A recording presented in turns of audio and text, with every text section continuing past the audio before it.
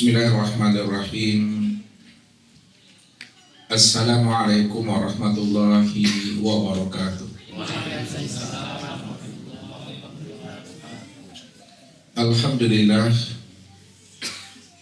Alhamdulillahilladzi nawwir qulubana binuri ma'rifati wal yakin wa adkhilna ma'al awliya'i was solihin.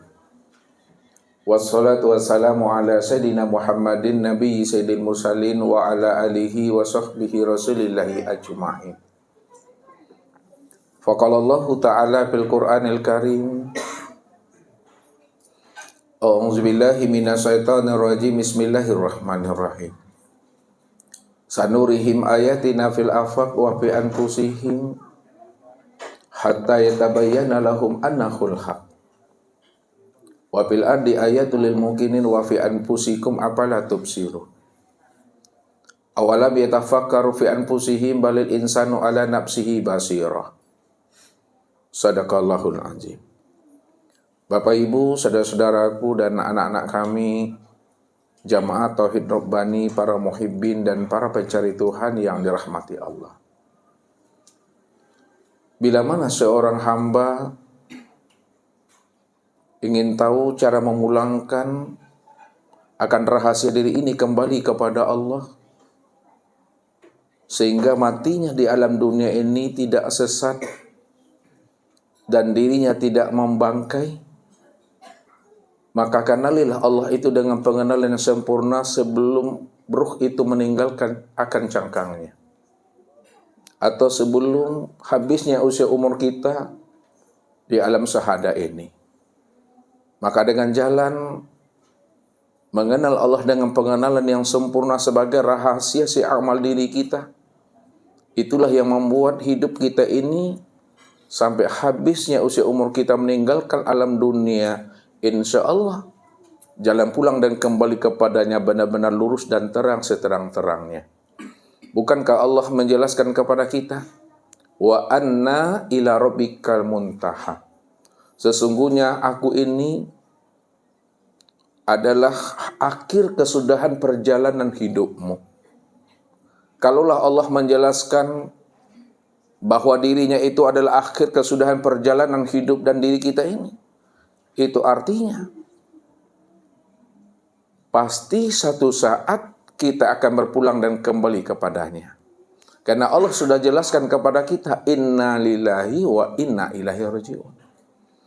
Sesungguhnya asalmu adalah daripada aku, pasti pulang dan kembali kepada aku, kata Allah. Di mana datangnya situ pulangnya, di mana hilang di situ dicari. Kalaulah diri kita ini benar-benar asalnya adalah Allah, pasti pulang dan kembalinya kepada Allah. Namun bagaimana kita akan memulangkan kembali akan rahasia diri ini kembali kepadanya?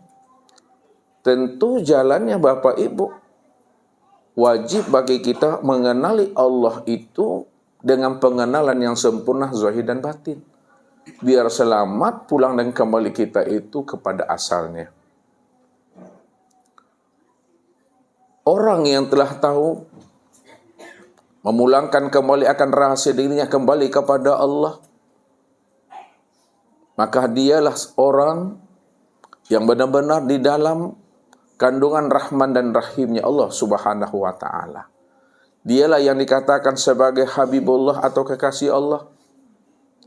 Bila mana kita telah disebut sebagai Habibullah dan kekasih Allah, itu artinya jalan pulang dan kembali kita kepada dirinya itu benar-benar jalan pulang yang terang, jalan pulang yang lurus, pulang dan kembali kepada dirinya. Di mana asalnya, di situ pulang dan kembalinya.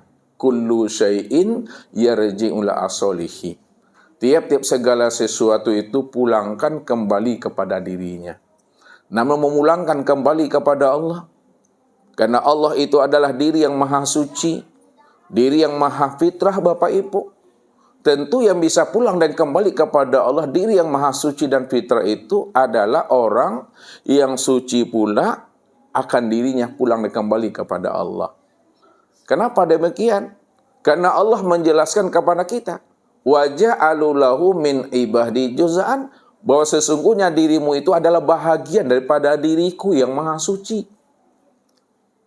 Kalaulah rahasia diri kita ini adalah Allah, diri yang maha suci, maka rahasia bahagian daripada diri maha suci itu juga adalah suci, juga adalah fitrah. Makanya yang bisa sampai kepada Allah, diri yang maha suci tentunya diri yang suci pula. Sama dengan matahari dengan sinarnya Bapak Ibu. Yang bisa sampai kepada matahari itu adalah sinarnya. Karena sinarnya itu tiada lain adalah bahagian daripada matahari itu sendiri. Makanya matahari dengan sinarnya, sinar dengan mataharinya tidak pernah bisa dipisahkan. Begitu juga Allah. Dengan kekasihnya dengan Robnya. Nggak pernah bisa dipisahkan Bapak Ibu. Karena hubungan kita dengan Allah itu. Hubungan yang benar-benar telah terpatri di dalam min nafsi wahidah. Hubungan yang terpatri di dalam min nafsi wahidah itu artinya adalah diri yang satu. Diri yang tunggal. Diri yang satu dan diri yang tunggal itu adalah Allah Azza wa Jalla. Karena Allah itu adalah diri yang tunggal, diri yang satu. Maka dikatakanlah bahwa Allah itu adalah wahdatul wujud. Wahdatul wujud yang Ustadz maksudkan itu Bapak Ibu bukan dua wujud terpatri menjadi satu. Akan tetapi wahdatul wujud yang Ustadz maksudkan itu hanya Allah satu-satunya yang wujud. Sejak dahulunya, sekarang, dan yang akan datang. Maka bukti Allah itu adalah wahdatul wujud. Hanya dia cuma yang tunggal, semata-mata tidak ada diri yang lain selain daripada dirinya. Maka disitulah Allah menjelaskan akan kewahdatul wujudan dirinya itu di dalam surat Al-Ikhlas. Qul huwallahu ahad. Katakanlah hai Muhammad bahwa sesungguhnya aku itu adalah ahad. Ahad itu maknanya esa, esa itu maknanya satu yang tiada berbilang. Kalaulah ahad itu adalah esa, satu yang tiada berbilang, itu artinya hanya dia satu-satunya, itu makna yang sebenarnya tidak ada wujud yang lain selain daripada dirinya. Dialah wujud yang mutlak itu. Maka kesitulah pulang dan kembalinya sekalian alam dan diri kita ini. Allah itulah sebenarnya rahasia daripada diri kita ini. Kalau Allah adalah rahasia daripada diri kita ini, maka wajib kita ini memulangkan kembali kepada Allah itu.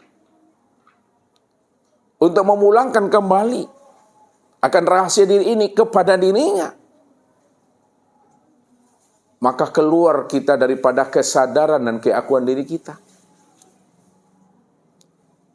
Keluar kita dari kesadaran dan keakuan diri kita itu artinya masukkan kembali sarung itu ke pisaunya. Apa maknanya? Masukkan kembali sarung ke pisaunya. Pulangkan wujud kita kepada wujudnya. Pulangkan sifat kita ke dalam sifatnya. Itu artinya hanya Allah lah yang wujud dan Allah lah yang bersifat. Kalau Allah yang wujud dan Allah yang bersifat, itu makna yang sebenarnya bahwa wujud dan sifat kita ini hanyalah mazhar. Hanyalah cermin bayang-bayang untuk melihat dan menyaksikan nyatanya akan wujud dan sifatnya itu. Disitulah kita bisa memahami bahwa sesungguhnya diri Bapak Ibu itulah yang disebut namanya Ainullah. Diri Bapak Ibu inilah yang disebut namanya wujudullah. Wujud untuk memandang dan melihat nyatanya akan diri Tuhan itu secara sempurna. Maka insan ini adalah kesempurnaan memandang wujud nyatanya diri Allah itu secara ori, secara sempurna. Karena memang tidak ada diri yang lain selain daripada dirinya. Kalau masih ada wujud yang lain selain daripada dirinya, ada diri yang lain ada diri yang lain selain pada dirinya, berarti telah ada dua wujud. Kalau Allah wujud, lalu kita wujud, Mana di antara dua wujud ini wujud yang dikatakan yang mutlak itu, Bapak Ibu? Apakah kita ini yang dikatakan wujud yang mutlak, atau Allah kah yang dikatakan wujud yang mutlak? Tentu wujud yang mutlak itu hanyalah Allah semata-mata. Kalau Allah wujud yang mutlak, maka wujud kita ini adalah ainullah, untuk melihat dan menyatakan akan wujud Allah itu semata-mata. Disitulah rahasianya. Dikatakan oleh Rasul, man arafa nafsahu faqad arafa rabbahu. Siapa yang kenal dirinya, pasti dia kenal Tuhannya. Man arafa rabbahu fasadal jasad. Siapa yang telah mengenal Tuhannya, maka ketika itulah dirinya itu adalah karam. Dirinya itu fana. Diri yang karam, diri yang fana adalah diri yang hancur. Diri yang binasa. Diri yang tidak ada lagi terlihat akan kesadaran dirinya yang merasa wujud dan merasa bersifat. Karena Allah lah cuma yang ada semata-mata. Disitulah Allah menjelaskan, ala innahu bikulli syai'in muhit. Ketahuilah, kata Allah, bahwa wujudnya aku sudah meliputi sekalian alam. Kalau Allah sudah meliputi sekalian alam, maka alam itu lenyap di dalam keesaan wujud Allah. Kalau alam sudah lenyap, alam telah fana di dalam keesaan wujud Allah, maka disitulah sebenarnya Allah lah yang nyata senyata-nyatanya. Akan tetapi kesempurnaan nyatanya Allah pada seisi alam ini, apapun bentuknya, apapun rupanya, apapun namanya, ingatlah Bapak Ibu, kesempurnaan wujud nyatanya Allah pada sisi alam, sempurnalah sebutannya itu dengan insan. Al-insanu sirri wa ana sirrahu. Sesungguhnya insan itu adalah rahasiaku, dan akulah rahasianya insan itu. Itu maksudnya, insan itu sebenar-benarnya nyatanya akan diriku, kata Allah. Kalau Allah sudah menjelaskan insan itu adalah nyatanya kesempurnaan dirinya, tapi kenapa manusia tidak mampu memandang dan melihat nyatanya akan wujud diri Allah yang sudah jelas pada insan itu? Insan tidak mampu memandang wujud nyatanya diri Allah pada dirinya, karena insan itu dia terhijab dan terdinding dengan kesadaran dan keakuan dirinya yang merasa dirinya wujud dan yang bersifat itu. Maka disinilah Rasul membimbing kita. Rasul menuntun rohani kita ini. Bagaimana terbuka dan tersingkapnya memang Allah lah yang wujud dan yang nyata.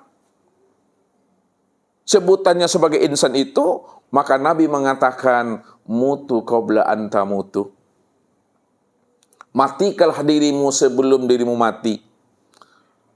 Matikan diri sebelum ajal datang, matikan diri sebelum ruh itu melepaskan cangkangnya. Ini artinya mati di dalam hidup. Mati di dalam hidup itu makna yang sebenarnya adalah mati secara makna hakikat. Mati secara makna hakikat itu, matikan keakuan dan kesadaran dirimu yang merasa dirimu wujud dan bersifat itu. Bila engkau adalah engkau, maka engkau tak kenal aku. Bila engkau bukanlah engkau, engkau pasti kenal aku. Itu maksudnya. Kalau kita merasa yang wujud, kita merasa yang bersifat, dipastikan kita tidak akan pernah mampu mengenal Allah lah sebenar-benarnya wujud yang bersifat itu. Tapi bila engkau bukanlah engkau, engkau sudah menyadari dan memahami bahwa engkau tiada wujud, engkau tiada bersifat, dipastikan engkau mampu mengenal aku, karena yang wujud dan bersifat itu adalah aku, kata Allah. Maka orang yang bisa mengenal Allah,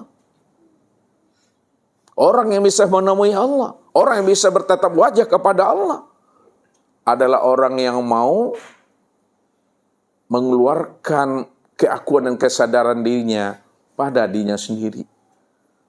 Bahwa dirimu bukanlah dirimu.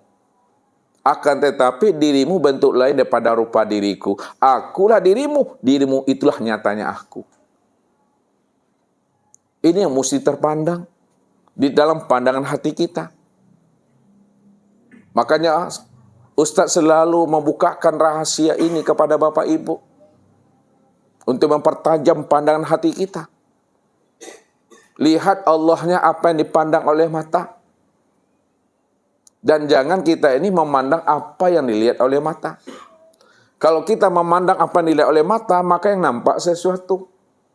Yang tampak alam, yang tampak adalah makhluk. Akan tetapi, lihat Allahnya apa yang dipandang oleh mata. Itu maknanya, apa yang dipandang oleh mata, apapun bentuk dan rupanya, itulah sebenarnya wujud nyatanya akan rupa diri Allah itu. Karena Allah cuma satu-satunya yang wujud. Kalau Allah cuma satu-satunya yang wujud, maka seisi alam ini, inilah bentuk lain daripada rupa diri Allah itu. Akan tetapi kesempurnaan bentuk lain daripada rupa diri Allah itu, ini yang disebut namanya dengan insan. Insan itulah bentuk lain daripada rupa diriku secara sempurna. Makanya dirimu bukanlah dirimu, akan tetapi dirimu adalah bentuk lain daripada rupa diriku. Akulah dirimu, dirimu itulah nyatanya akan diri aku. Dan ini yang disebut namanya pandangan yang sudah putus. Makanya pandangan yang putus itu pandangan yang mampu memandang Allah dari setiap apa yang dilihatnya. Belum mata ini melihat sesuatu, namun hati telah mampu memandang Allah yang nyata pada segala sesuatu. Sama artinya gini Bapak Ibu, kalau lampu pudua Bapak Ibu, pudua lah itu Ibu-Ibu kan? Lampu pudua, ya, mati masuk Ustadz. Lalu Bapak Ibu sibuk mencari lilin. Ya. Ketika Bapak Ibu akan menghidupkan lilin, belum dihidupkan lilinnya, sudah terpandang terangnya. Ustaz ulangi lagi. Kalau lampu pudua padam dan mati, lalu Bapak Ibu cari lilin. Ketika akan menghidupkan lilin, belum hidup lilinnya, terangnya dan nampak di sini. Itu maknanya. Belum terjadi sesuatu apapun, belum terpandang sesuatu apapun, belum terlihat sesuatu apapun, di mana hati Bapak Ibu sudah mampu memandang Allah yang wujud dan terang pada sekalian alam ini. Karena sekalian alam inilah wujud nyatanya terang diri Allah itu. Cuma bagi orang-orang arifin, orang-orang kasab selalu menghantarkannya dengan bahasa kias. Allah itu berselindung di dalam terang. Allah berselindung pada segala yang wujud. Allah berselindung pada segala yang nyata. Sebenarnya, segala yang terang, segala yang wujud, segala yang nyata, itulah wujud nyatanya akan rupa dirinya.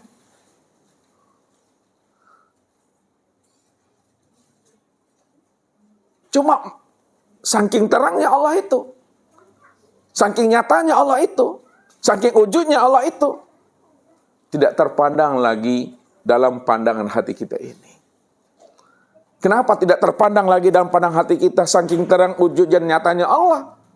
Karena ketika itu kita terhijab dengan keakuan dan kewujudan diri kita. Kita masih memandang ada wujud yang lain selain daripada Allah. Kalau masih ada wujud yang lain selain pada Allah, maka wujud yang lain selain pada Allah itulah hijab pada diri kita ini yang sebenarnya. Padahal Allah sudah menjelaskan dirinya bahwa dialah wujud yang esa, wujud yang satu-satunya, tidak ada wujud yang lain selain pada dirinya. Kalau tidak ada wujud yang lain selain pada dirinya, itu pandang dengan pandangan basyirah bahwa segala yang wujud itulah nyatanya akan wujud diri Allah itu. Ini yang disebut namanya keputusan pandang itu kepada Allah. Keputusan ilmu itu pada iman. Kenapa dikatakan keputusan ilmu pada iman? Apa itu iman? Al-iman an tu'minu bi ru'yatillah. Karena iman itu di mana Bapak Ibu melihat dan menyaksikan Allah. Kalaulah iman itu melihat dan menyaksikan Allah, maka keputusan pandang, apa yang dipandang, itulah nyatanya akan rupa diri Allah yang terlihat secara wujud dan terang itu. Ini pandangan yang kasab namanya. Tapi sebaliknya Bapak Ibu, kalau Allah adalah wujud dan nyata, Allah adalah terang dan jelas, lalu tidak terpandang dan tidak terlihat akan wujud nyatanya Allah pada seisi alam ini, itulah pandangan yang berdosa. Pandangan yang tidak memberi faedah dan hikmah bagi dirinya. Maka pantaslah Nabi menjelaskan kepada umat ini, man nazara ila say'in ma lam yarallaha fihi fahuwa batil. Barang siapa yang memandang kepada sesuatu, lalu dia tidak mampu memandang Allahnya yang sudah nyata pada sesuatu itu, itulah pandangan yang berdosa.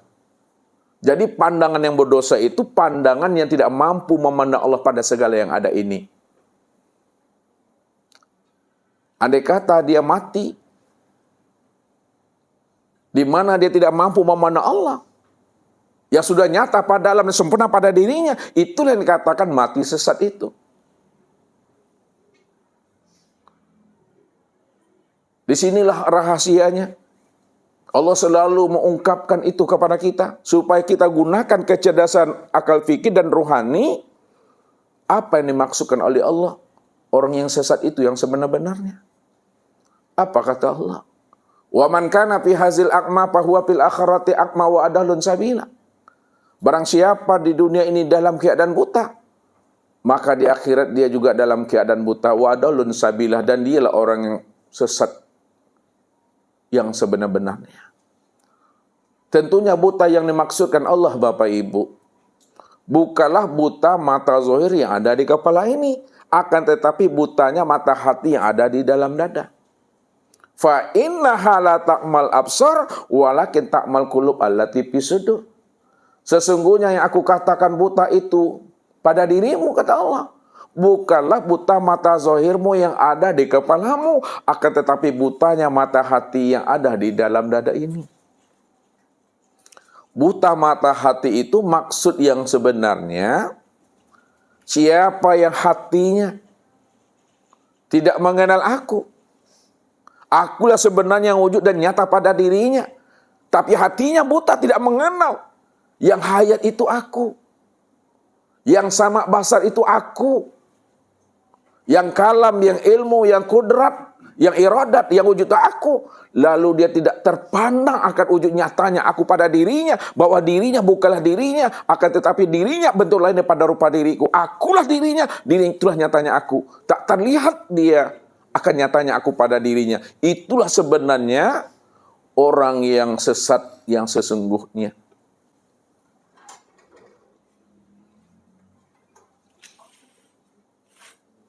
Maka keadaan dirinya nanti Bapak Ibu, matinya itu membangkai Bapak Ibu. Ini yang mesti kita pahami. Kalau kita duduknya di syariat, orang syariat, matinya itu hancur dan membangkai, dimakan cacing tanah. Karena dia hanya memahami asalnya daripada tanah dan kembali kepada tanah. Inna khalaqnakum min turab. Sesungguhnya kami ciptakan kamu itu dari turab, daripada tanah. Ada yang kembali lagi kepada tanah. Makanya kalau Bapak Ibu lihat, ya, ketika mayit sudah dimasukkan ke dalam kubur, lalu kita dianjurkan membaca doanya. Apa doanya ketika menanamkan mayat ke dalam kubur? Minha khalaqnakum wa fiha nu'idukum wa minha nukhrijukum taratan ukhra. Dari tanah inilah asal kamu, dan dari tanah pula kembalinya kamu, dan dari tanah ini pula nanti kamu akan dibangkitkan pada kali yang lain. Kalau itu yang kita pahami Bapak Ibu, pandangan kita hanya terpandang tanah asal kejadian kita, lalu kembali kepada tanah, maka hancur dia. Padahal tanpa kita sadari, kalau ada orang meninggal dunia, kita selalu membaca kalimat istirja. Kalimat istirja itu apa tuh kira-kira kelipah? Inna lillahi wa inna ilaihi rajiun. Apa artinya tuh ibu-ibu? Datang dari Allah. Benar tuh Bapak Ibu. Datang dari Allah kembali kepada Allah. Tapi kenyataannya datang dari Allah kembalinya ke tanah. Boleh kita memahami ya, asal kita ini tanah, tapi jangan tertahan pada tanah. Sebelum tanah, makanya hati itu dipandang. Sebelum tanah terpandang air. Sebelum air terpandang angin. Sebelum angin terpandang api. Sebelum api terpandang Nur Muhammad. Boleh kita katakan diri kita ini asalnya pada tanah, tapi jangan tertahan pada tanah itu. Ini yang disebut dengan pandangan basyirah itu. Tapi kalau pandangan kita tertahan pada tanah, wajar hancur, wajar membusuk. Belum ditanam lagi Bapak Ibu, 1 jam meninggal dunia, dia sudah membangkai, membusuk dia. Nah, ini kalau duduknya di syariat. Kalau naik lagi ke atas, 1 tingkat di atas syariat, tingkatan apa namanya? Thariqat. Nah, tingkatan thariqat, kalau kita duduk di thariqat, matinya tidak membangkai. Akan tetapi matinya tuh mengering badannya. Menyusut. Bukan jadi jenglot. Menyusut tahu? Kayak ikan apa? Ikan palai ya. Ikan salai itu, ikan yang dikariangkan tuh. Menyusut badannya tadi itu. Tapi nggak jadi jenglot dia. Itu duduknya di thariqat itu. Naik setingkat lagi di atas thariqat namanya hakikat. Nah, kalau dia hakikat itu, dia tidak hancur, dia tidak menyusut batang tubuhnya. Tidak mengering. Akan tetapi batang tubuhnya itu adalah utuh, harum, dan tidak hancur dia. Kenapa tidak hancur? Kenapa harum? Kenapa tidak membusuk? Karena Nabi sudah katakan kepada umatnya, Innallaha harrama 'alal ardi ayyakula ajasadal anbiya. Sesungguhnya Allah mengharamkan bumi ini. Allah haramkan tanah untuk tidak menghancurkan, untuk tidak membusukkan, untuk tidak memelatungkan, yang mana dia telah mampu mengenali akan rasa dirinya ini adalah sebagai Nur Muhammad. Karena Nur Muhammad itu yang katakan Sayyidul Anbiya. Nur Muhammad itu yang dikatakan Muhammad Mustafa. Nur Muhammad itu yang dikatakan Ruhul Kudus. Itu Nur Muhammad. Maka kenalilah. Mana yang Nur Muhammad, mana yang Ruhul Kudus, itu yang sebenar-benarnya. Ruhul Kudus, Muhammad Mustafa. Tak perlu Bapak Ibu cari lagi, namun kenali sajalah bahwa Nur Muhammad itu sudah nyata dia pada tubuh dan nyata pula pada ruh. Itu artinya tubuh dan ruh Bapak Ibu itu asal kejadiannya adalah Nur Muhammad. Ini yang kita lakukan namanya tarki. Tarki itu memandang dari bawah ke atas. Asal tanah daripada air, asal air daripada angin, asal angin daripada api, asal api daripada Nur Muhammad. Asal ruh juga Nur Muhammad. Kalaulah tubuh dan ruh asalnya Nur Muhammad, itu artinya diri Bapak Ibu inilah yang disebut namanya Muhammad Mustafa. Diri Bapak Ibu ini yang disebut namanya Muhammad Rasulullah. Makanya kalau Ustaz bicara tentang Muhammad, pikiran Bapak Ibu jangan kepada Nabiuna Muhammad Sallallahu Alaihi Wasallam. Beliau itu sempurna zahir batin tuh. Ya. Makanya dikatakan Allah, laqad kana lakum fi Rasulillahi uswatun hasanah liman kana yarjullah. Sesungguhnya Rasulullah itu telah terdapat contoh dan teladan bagi dirimu, bagi orang-orang yang ingin berjumpa dan bersua dengan Rabb-Nya. Karena beliaulah kesempurnaan Nur Muhammad itu secara zahir dan batin Bapak Ibu. Beliau Nabi, mendapatkan wahyu, mendapatkan mukjizat. Apa bedanya dengan diri Bapak Ibu? Bapak Ibu bukan nabi, bukan rasul, tidak mendapatkan wahyu dan tidak mendapat mukjizat. Tapi ingat Bapak Ibu, walaupun kita bukan nabi, kita bukan rasul, kita tidak mendapatkan wahyu, tidak mendapat mukjizat, secara makna hakikatnya bahwa diri Bapak Ibu ini juga bahagian daripada Nur Muhammad itu juga Bapak Ibu. Kenapa diri kita ini bahagian daripada Nur Muhammad juga? Karena segala yang wujud ini, seisi alam ini, tubuhnya alam semesta, ruhnya alam semesta, asal kejadiannya itu adalah Nur Muhammad. Nah, siapa Nur Muhammad itu? Makanya Allah katakan, khalaqtuka li ajli wa khalaqal alam li ajlika. Aku jadikan Nur Muhammad itu sebenarnya adalah cermin untuk memandang nyatanya akan diriku.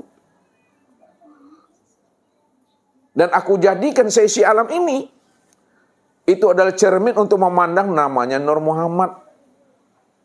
Jadi kalau ditarkikan, tubuh Bapak Ibu, tubuh jasmani, bayang-bayang ruh.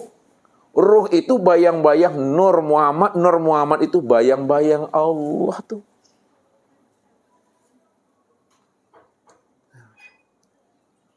Nah, kalau ditenazulkan untuk memandang bayang-bayang Allah, pandanglah kepada Nur Muhammad. Nur Muhammad itulah bayang-bayang Allah. Untuk melihat bayang-bayang Nur Muhammad, pandanglah kepada ruh. Ruh itulah bayang-bayang Nur Muhammad. Untuk melihat bayang-bayang ruh, lihatlah kepada tubuh. Tubuh itulah sebenarnya nyatanya bayang-bayang ruh itu. Jadi jangan dipisahkan Bapak Ibu. Tubuh dengan ruh dengan Nur Muhammad dengan Allah. Jangan dipisah ceraikan. Namanya yang berbeda, wujudnya yang berbeda. Namun hakikat sekalian nama, hakikat sekalian wujud, asalnya adalah satu, yaitu Allah Azza wa Jalla. Nah, itu duduknya di Nur Muhammad, mati kita tidak membangkai dia. Akan menjadi saksi nanti, apa yang Ustaz sampaikan ini. Kalau memang benar apa yang Allah katakan melalui nabinya. Karena Allah dah janjikan kepada kita ini. Hal yastawil lazina ya'lamuna wal lazina la ya'lamun. Samakah orang yang berilmu dengan orang yang tidak berilmu? Samakah orang yang telah mengenal Nur Muhammad dengan tidak mengenal Nur Muhammad? Samakah orang yang telah mengenal Allah dengan tidak mengenal Allah? Samakah orang mengenal hakikat dirinya dengan orang yang tidak mengenal dirinya? Kalau tidak sama Bapak Ibu, maka orang ma'rifat tidak akan pernah sama matinya dengan orang yang tidak ma'rifat. Orang yang mengenal Nur Muhammad matinya tidak akan pernah sama dengan orang yang tidak mengenal Nur Muhammad. Orang yang mengenal Allah matinya tidak akan pernah sama dengan orang yang tidak mengenal Allah matinya. Orang yang mengenal rahasia hakikat dirinya matinya tidak akan pernah sama dengan matinya orang yang tidak mengenal akan hakikat rahasia dirinya. Kalau sama saja Bapak Ibu, tidak ada gunanya mengaji. Orang mengenal Allah matinya membangkai. Orang yang tidak mengenal Allah matinya membangkai. Untuk apa mengaji? Orang mengenal Nur Muhammad matinya membangkai. Orang yang tidak mengenal Nur Muhammad matinya membangkai. Tidak ada gunanya mengaji. Orang yang mengenal sejati dirinya matinya membangkai. Dan orang yang tidak mengenal sejati dirinya juga membangkai. Maka tidak ada artinya kita mengaji. Karena ada bedanya, Allah katakan, disitulah kita sungguh-sungguh yakin kita nggak akan pernah bisa dirubah keyakinan sudah isbat di dalam rahasia hakikat diri kita ini. Kenapa? Karena kita paham dan sadar bahwa diri kita bukanlah diri kita, akan tetapi diri kita inilah rahasia nyatanya diri zat itu sebenar-benarnya Bapak Ibu. Itu yang dipegang itu. Itu yang iman yang isbat tuh. Iman yang kamil. Makanya ketika duduk kita di makom ma'rifat setingkat di atas hakikat, maka orang ma'rifat kalau matinya ibarat burung di dalam sangkar. Burungnya lepas, sangkarnya pun lesap. Burung terbang, sangkarnya hilang. Kemana hilangnya? Ibarat api Ketika api dihidupkan, lalu Bapak Ibu tiup api itu, kemana pulang dan kembalinya itu? Hah? Api Bapak Ibu hidupkan, lalu ditiup, dia kemana hilangnya tuh? Kemana perginya? Kemana lenyapnya? Lenyap dan kembali dia kepada ketiadaan. Maka pahamilah segala yang wujud hakikatnya adalah tiada. Dan yang tiada itulah wujud yang sebenar ada. Wujud yang sebenar ada itulah Allah Azza wa Jalla. Allah Azza wa Jalla itu nama daripada Rabbul Izzati. Rabbul Izzati itu sebenar-benarnya tidak bisa lagi diungkapkan dan diuraikan Bapak Ibu. La sautun wala harpun. Dia tiada awal. Dia tiada akhir. Dia tiada zahir dan dia tiada batin. Bukan awal. Kalau awal tak ada ujungnya. Jangan dikatakan Allah awal tiada ujungnya. Jangan dikatakan Allah akhir tiada pangkalnya. Pahamilah makna yang sebenarnya, tiada awal, tiada akhir, tiada zahir dan tiada batin.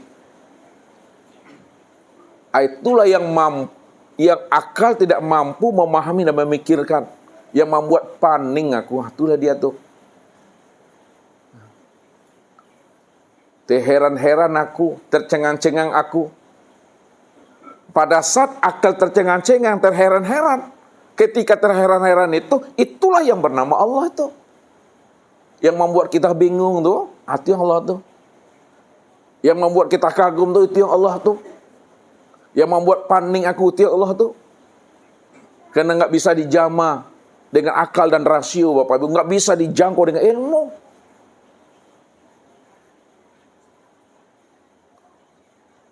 Karena dia benar-benar suci. Subhana. Maha suci dia. Amma yasipun. Maha suci Allah dari hal yang disifatkan. Jadi jangan dikatakan Allah di depan, jangan dikatakan Allah di belakang. Allah bukan di depan, Allah bukan di belakang. Allah bukan kanan, Allah bukan kiri. Allah bukan di atas, Allah bukan di bawah. Allah bukan di luar, Allah bukan di dalam. Karena dia tidak bisa dijangkau dengan logika dan akal. Situ letaknya subhanallah amma yasifun itu. Maha suci Allah dari apa yang kita sebut, dari apa yang kita uraikan. Karena memang dia itu adalah hampa dalam ketiadaan. Namun ketika kita pahami secara makna hakikatnya Bapak Ibu, karena dia ingin dikenal, maka dia tajalikan dirinya. Maka tajali dirinya itulah kita bisa mengenal dan memahami akan dirinya. Tajali dirinya itu disebut namanya Nur Muhammad. Nur Muhammad itulah sebenarnya wujud untuk memandang nyatanya akan dirinya. Kalaulah Nur Muhammad itu dapat memandang wujud nyatanya dirinya tadi, maka disitulah Allah menjelaskan ala innahu bikulli syai'in muhit. Sesungguhnya Allah itu meliputi sekalian alam ini. Kalau Allah meliputi sekalian alam, karena dia cuma yang ada. Di langit ada enggak Allah tuh? Di bumi ada? Depan, belakang, kiri, kanan, luar, dalam, adakah dia? Karena dia meliputi seisi alam ini. Contoh Bapak Ibu, nih air putih dimasukkan asam. Ustaz kocok, ya. Asal Ustaz mabuk aja nanti. Mabuk aku. Ya, udah lama mengaji baru dapat ini, membuat aku mabuk. Ini asam Bapak Ibu ya, asam. Ketika air tadi udah dicampur namanya asam, ya. Pertanyaan Ustadz, apakah rasa asamnya air yang di dalam ini, di bagian atasnya, permukaan atasnya, bagian bawahnya, bagian tengahnya, atau kanan kirinya? Kenapa keseluruhan? Kenapa tidak di atas saja asamnya, atau di bawah, atau di tengah, atau kanan, atau kiri? Kenapa mesti keseluruhannya asamnya? Karena sudah meliputi. Di atas rasanya asam, di bawah rasanya asam, di tengah rasanya asam. Kanan, kiri, depan, belakang, rasanya asam karena dia sudah meliputi. Allah wujud. Allah itu wujudnya meliputi seisi alam. Kalau Allah itu wujud yang meliputi seisi alam, disitulah Allah menjelaskan walillahil masyriq wal maghrib fa aina ma tuwallu fasamma wajhullah. Barat dan timur ini aku yang punya. Kemanapun kamu hadapkan ke wajahmu, ke barat, ke timur, utara, selatan, atas, bawah, luar, dalam, maka yang terpandang aku. Apa sebabnya yang terpandang aku? Karena dia sudah meliputi. Kalau dia sudah meliputi, maka yang diliputinya itu fana di dalam keesaan wujudnya. Apa maksudnya itu? Kalau dia sudah meliputi seisi alam, maka seisi alam ini lenyap. Seisi alam ini hapus. Seisi alam ini sirna di dalam keesaan akan wujudnya. Wujudnya lah yang nampak, yang terlihat zahir dan batin, luar dan dalam itu. Dialah wujud yang nyata.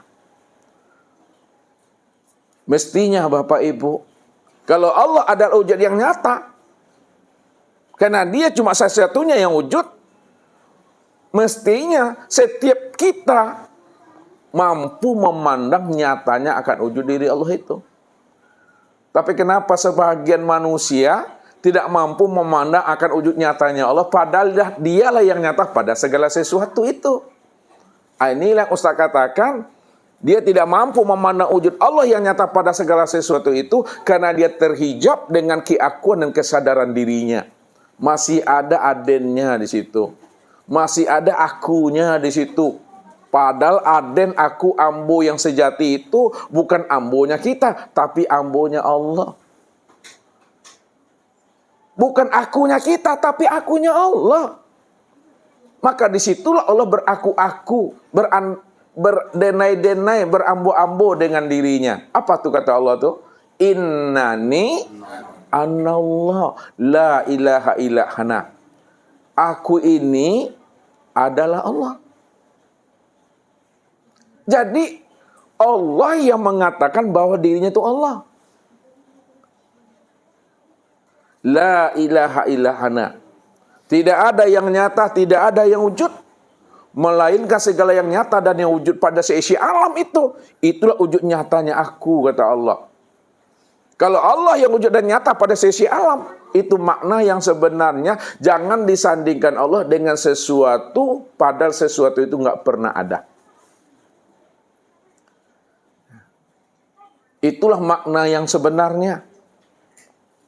Jangan disandingkan Allah, jangan diserupakan Allah dengan sesuatu, padahal sesuatu itu tidak pernah ada. Kalau tidak ada sesuatu, Bapak Ibu, kenapa ada juga bahasa sesuatu? Berarti ada sesuatu, ada Allah. Bahasa sesuatu itu sebenarnya untuk menerangkan dan menjelaskan kepada kita bahwa hanya Dia yang wujud semata-mata itu. Kalau Dia wujud semata-mata, maka sesuatu itu pahamilah itu wujud nyata daripada rupa diri Allah itu. Itu yang mesti dipahami Bapak Ibu.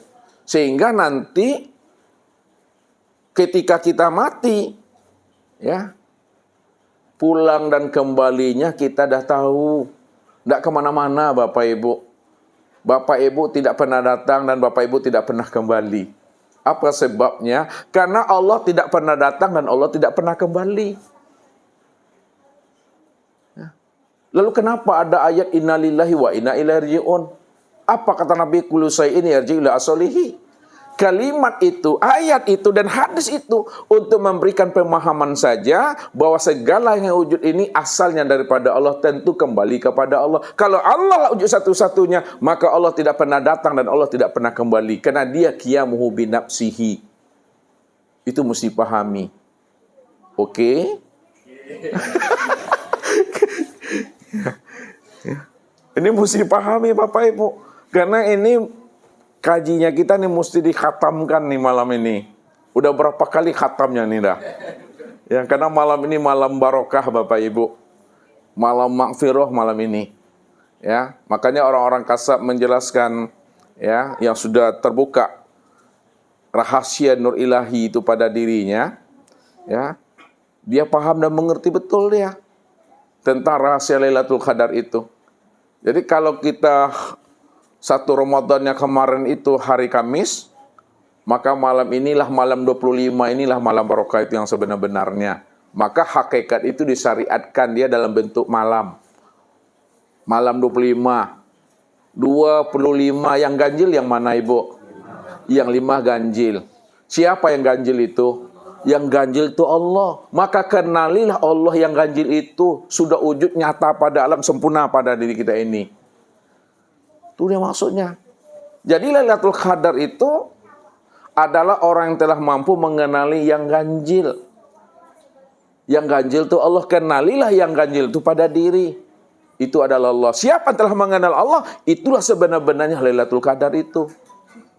Makanya Lailatul Qadar itu dikatakan nurun ala nur, nyatanya wujud Allah pada Muhammad. Ya. Itu yang Lailatul Qadar, orang telah ma'rifat, orang yang telah mengenal akan Tuhannya, orang yang telah bertatap wajah dengan Rabb-nya itu Bapak Ibu.